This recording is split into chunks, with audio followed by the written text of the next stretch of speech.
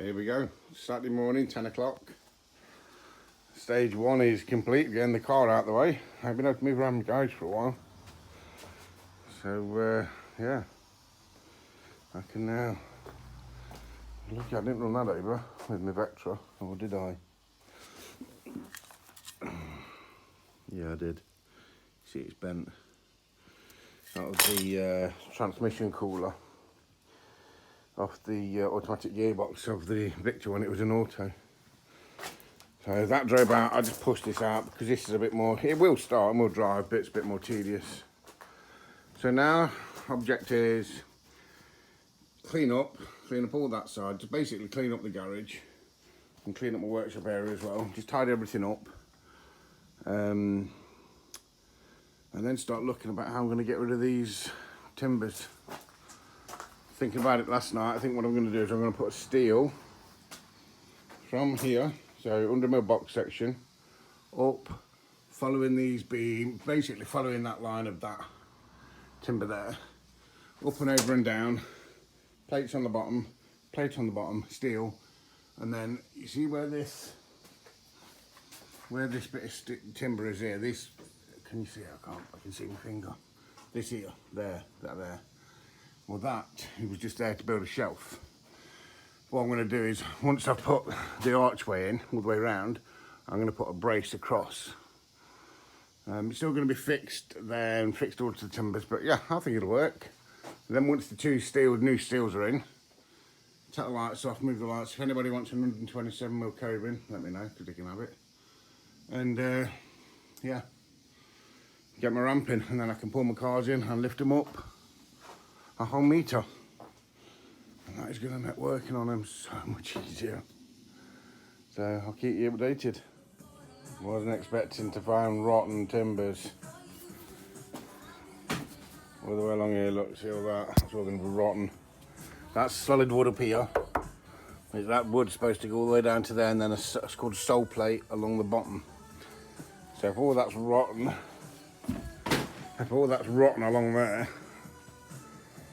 I've got to replace it all. Sunday morning, hello. As you can see, yesterday didn't go as planned. I removed all that stuff from around there, tidied it all up as I said I was going to do, and realised it was rotten down there. Now this is an old, I don't know, probably 1960s garage. So asbestos, compressed asbestos sheets, timber frame, you know, kind of setup.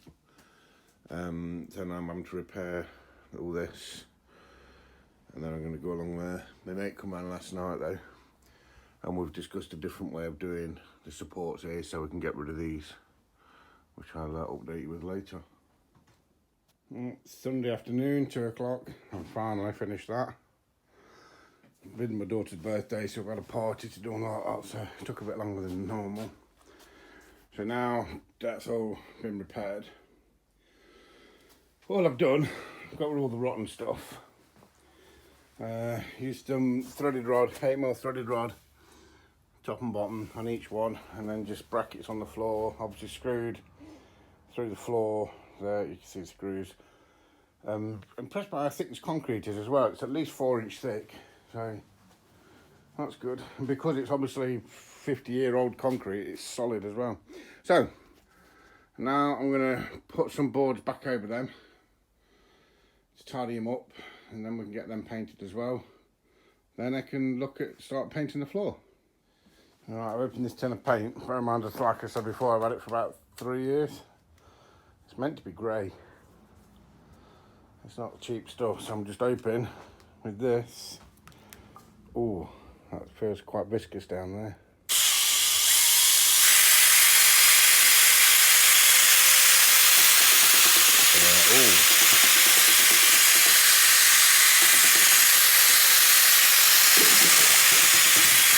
I'm hoping it'll mix up nicely, I'll let you know. Isn't that pretty? Can my floor like that, hey? It's in. It's here. There's the control panel. Need to get some hydraulic fluid for that. There's my ramp. There's all the bits. It was alright. Fun and games getting it in. I've got a camera up there, so I'll see what the footage is like and do a time lapse of us dragging it in, but it's in. Now I'm going to get the wheels and everything fitted on it. Then I can move it around, get it into position, get everything fitted. Happy days. Well, got it to this level, open that. That looks lovely, that does.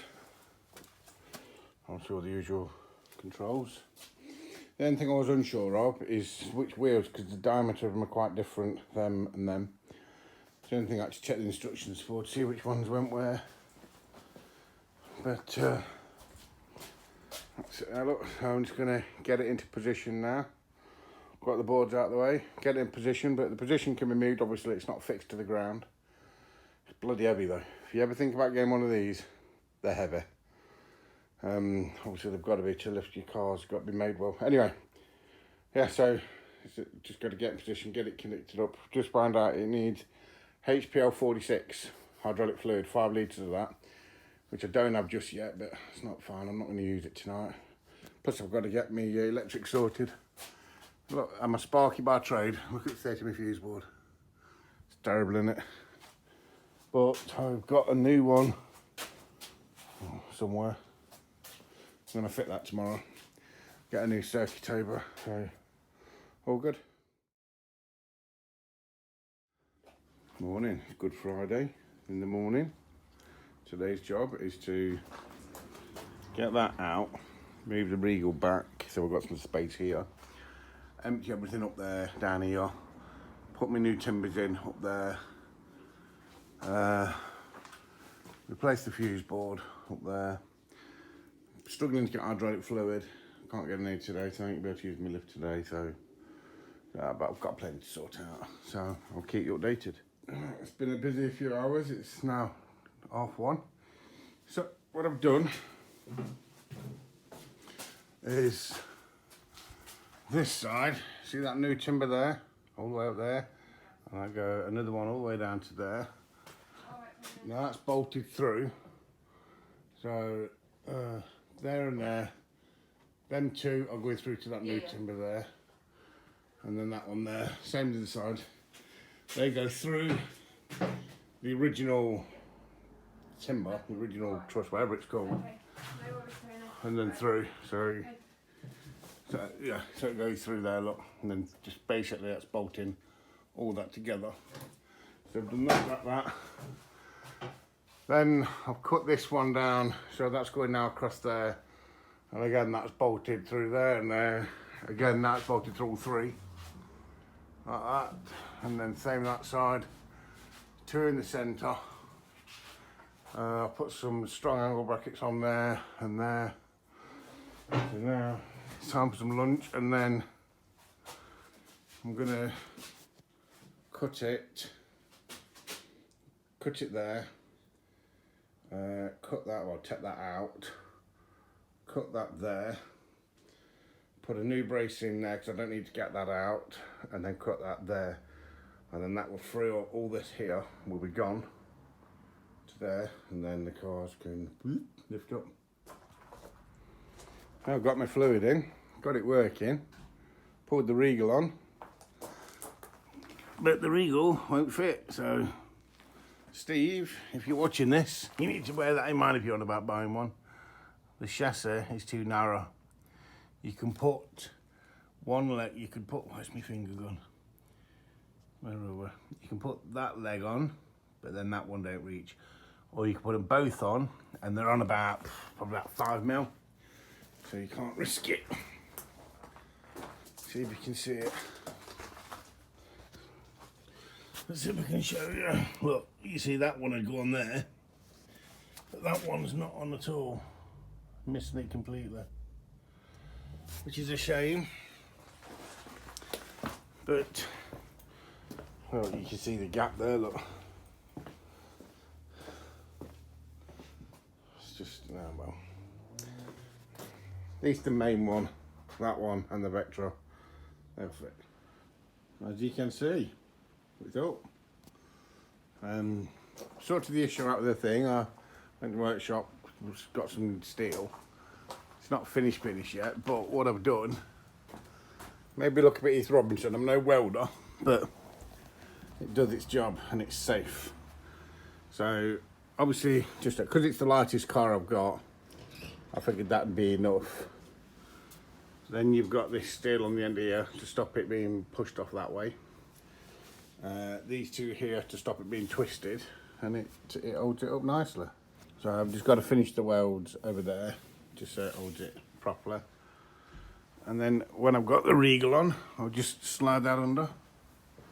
I did do it first, just with one of these, but then when I lifted the car up, let's see how far back I can get. When I lifted the car up, it was too far down like that, and I wasn't comfortable with it, so it needed raising up, but I'm very happy with this. This is going to make my life so much easier. It really is, working on these old girls. This is something I noticed. Look, listen. Look at that. So that's my first job while it's up here. I mean, come on, it's only a 600cc. Don't need any more rolling resistance. So, clearance is good luck. And bear in mind, I mean, I don't know how I'm going to get on with me, when I say proper cars, you know what I mean, my other cars. I think we'll manage to move it forward because that's very tight to that. But we have got plenty of room at the front. I mean, I've got a good 4 foot. I mean, I could move it forward a couple of foot and still have enough room. And what it does, when it drops it down, if you watch, I'm going to drop it down, but it raises it up first. Ready?